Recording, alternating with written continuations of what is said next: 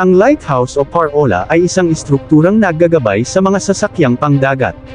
Ito ay nagbibigay ng liwanag na nagmumula sa mga lente o, nung sinaunang panahon, sa apoy. Ito ay nagbibigay babala sa mga sasakyang pangdagat kung may makakasalubong silang ibang sasakyan o anumang bagay na mababangga nila sa karagatan.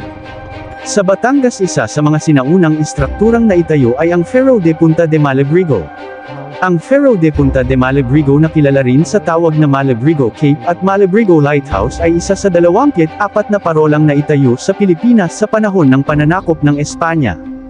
Ang Malabrigo Lighthouse ay matatagpuan sa bayan ng Lobo, Batangas. Sa taas na 56 feet, it is a place where you can overlook Verde Island and Mindoro from afar.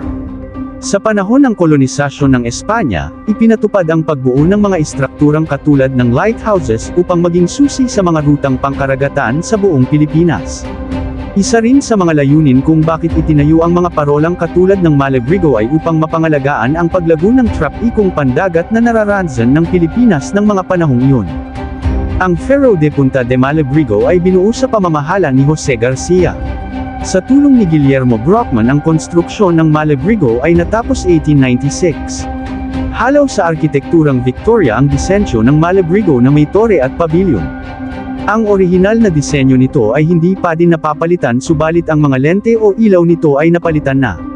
Mula sa mga dating pilo, ito ay pinalitan ng solar-powered halogen lamps. Mas energy-wise, diba? Kung sa may pagkakataon kayong marating ang bayan ng Lobo, Batangas, isang magandang ideya ang pagbisita sa kasaysayan ng lumang Malabrigo Lighthouse.